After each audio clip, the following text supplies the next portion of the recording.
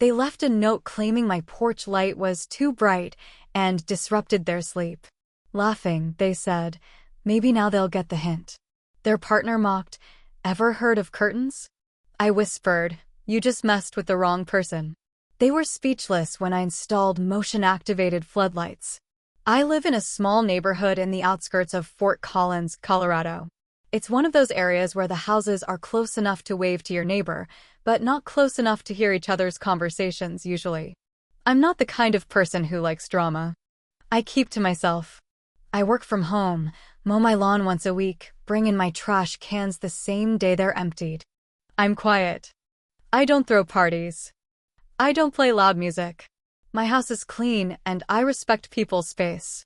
All that changed over a light bulb. Here's what happened. About a month ago, I replaced the porch light above my front door. The old one was a basic yellow bulb that flickered half the time and barely lit up the steps. I didn't want to twist my ankle walking out at night or have someone fall and sue me, so I bought a new LED one from Home Depot. It was a soft white bulb. Not blue, not harsh. Just a decent, normal light to see where you're going. I installed it on a Saturday. It took 10 minutes. Sunday morning, I woke up to a note taped to my front door. Your porch light is way too bright. It's lighting up our whole bedroom. Please turn it off at night. No name, no contact info. Just that. Now, I'm not an idiot. I knew it had to be the couple directly across the street, Mark and Lisa. They had the only window directly facing mine. I figured, all right, maybe it is a little bright for them. I'm not unreasonable.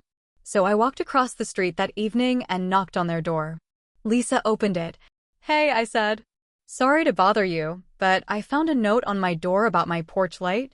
Her face didn't change. Yeah, that was us. Okay, I said. Thanks for letting me know. I didn't realize it was bothering anyone. She crossed her arms. It shines straight into our room. It's been impossible to sleep. I nodded. I can angle it down or maybe try a dimmer bulb. Then Mark walked up behind her. He had the smug look like I was some teenager blasting music at 2 a.m. Or you could just turn it off, he said, leaning on the doorframe. Ever heard of curtains? I looked at him for a second, trying to stay calm. I'm just trying to meet in the middle. Lisa shrugged. We just want some peace. So I went home. I ordered a dimmer switch and adjusted the angle of the bulb so it was pointing directly at my walkway and not toward the street. That should have been the end of it. But it wasn't.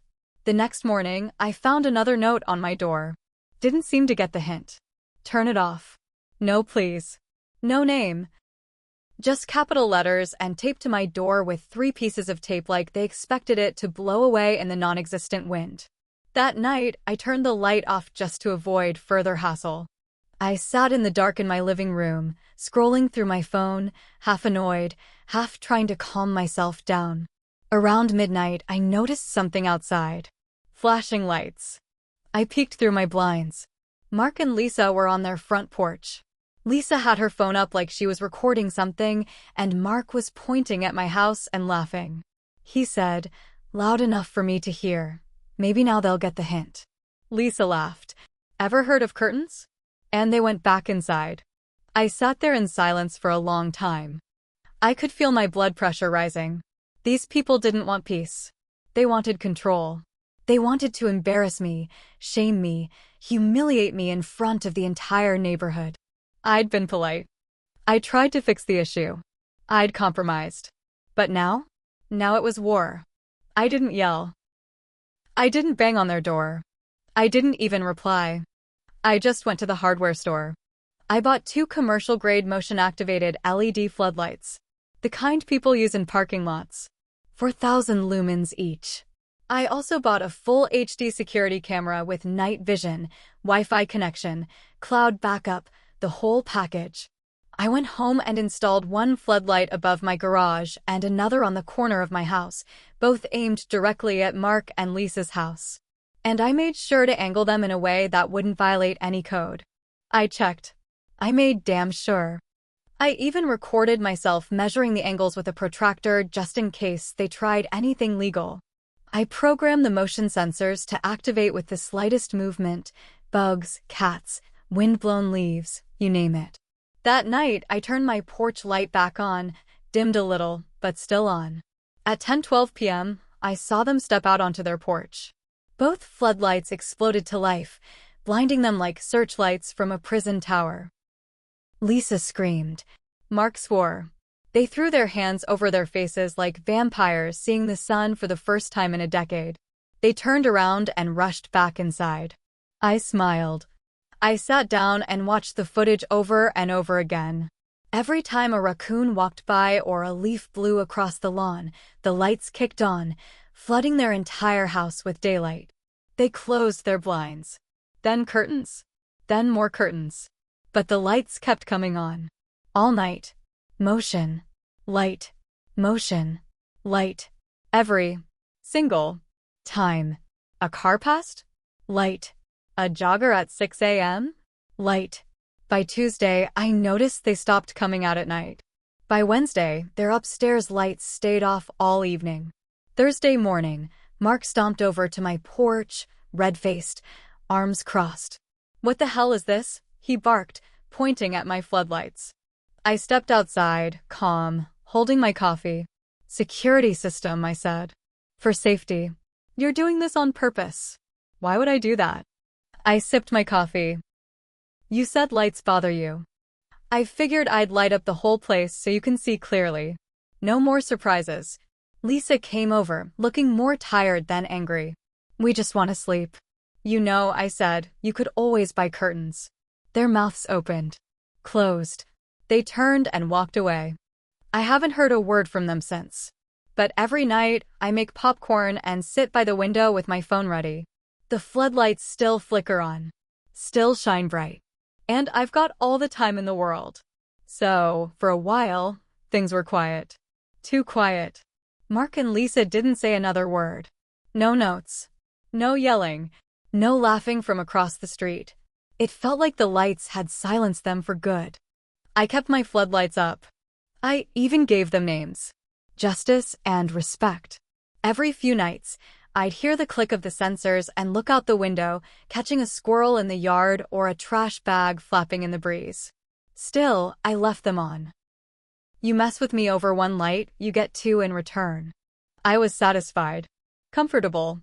Then, about 2 weeks later, something weird happened. I came home one night and my front porch light wasn't on. Strange. I went inside and checked the switch. Fine. Bulb? Nope. Still working. I got on a ladder the next day and that's when I saw it. The wires were clipped. Clean cut. Whoever did it knew exactly what they were doing. Not ripped or torn. Snipped. And that wasn't all. The floodlight on the corner of my house was tilted way off. Like someone tried to twist it without tools. The mount was bent. Almost cracked. I checked the footage. Nothing. The camera? Disconnected. Someone unplugged it and put it back just like it was. Now, I was pissed. You don't touch someone's house. You don't mess with their wires. You definitely don't climb someone's property and damage their stuff. I didn't call the cops yet. I wanted proof. So I bought 2 hidden outdoor cameras. Tiny ones. Weatherproof. Night vision. I hid one inside a fake rock next to the walkway. The other inside a birdhouse. I reconnected everything. Fixed the wiring. Replaced the mount. Then I waited. 3 nights later, 2:36 a.m., I caught them. Mark. Dressed in black. Hoodie. Gloves. Crossing the street with wire cutters in his hand. He went straight to the porch. Reached up. Snip. Then he turned and started toward the floodlight. The moment he touched it, justice lit up like the 4th of July. He stumbled back, blinded. Covered his face and ran straight into the bushes. Fell. Got up. Ran home. I saved the footage.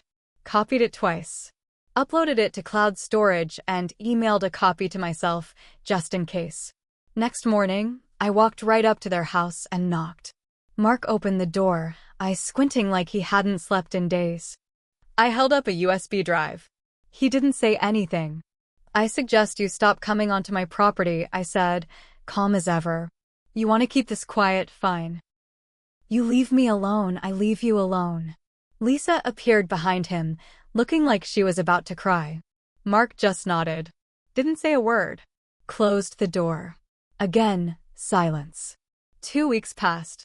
Then I noticed a car slowing down in front of my house. Same car. Every night. Just creeping by. Not stopping. Just watching. One night, it pulled into Mark and Lisa's driveway. Then out stepped a man I didn't recognize. Tall. Gray hoodie. Black jeans. He talked with Mark in the driveway for about 15 minutes. Then they both looked over at my house. Didn't wave. Didn't smile. Just stared. I installed another camera. Then another. 5 total now. Hidden. Covered every angle. One by the trash bins. One behind the mailbox. One under the porch railing. Then the real fun started. I began getting mail I didn't sign up for. Magazines. Catalogs. Political flyers from parties I'd never even heard of. Then, pizza deliveries. For in one night. I didn't order a single one. The drivers kept saying it was ordered from this address. Prepaid. No return number. No receipt. Then came the Uber rides. Drivers showing up asking for Daniel. That's not my name. Then came something worse. My water bill jumped by $300. I checked every faucet, every pipe. No leaks. Until I found my backyard hose running at full blast, shoved behind a row of bushes. Someone had turned it on and left it. Every night. Every damn night. And that's when I knew. This wasn't just about the porch light anymore. This was a grudge. This was personal. And I wasn't about to roll over and take it. I started writing everything down. Every delivery. Every fake name. Every time my hose was turned on. I wasn't just keeping track, I was building a case. I filed a police report. Not because I thought the cops would do much, but because I wanted a paper trail. I wanted official records. I also handed over the footage of Mark tampering with my property. The officer raised an eyebrow when I showed him the USB. Looks like trespassing and tampering with electrical lines, he said. Could easily be criminal mischief.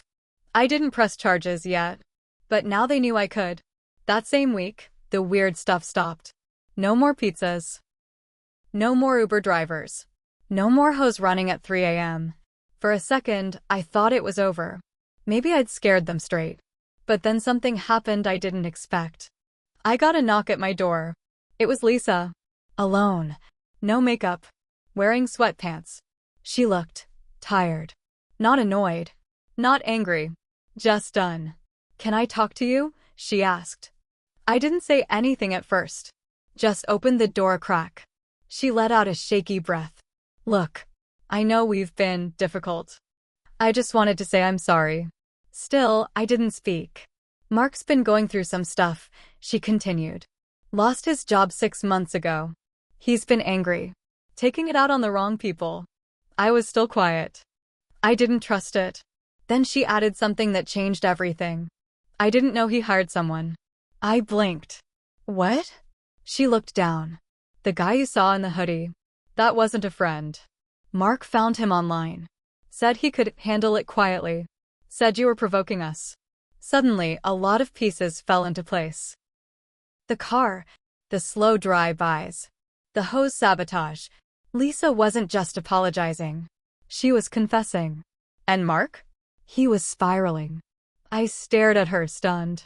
He told me last night he was going to finish it. He said if the cameras wouldn't stop you, maybe fire would. Fire.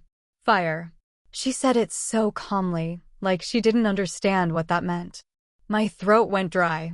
He left early this morning, she said. I don't know where. I think he's planning something. That was it. I called the police immediately. Gave them everything. The footage. The camera setup. The confession.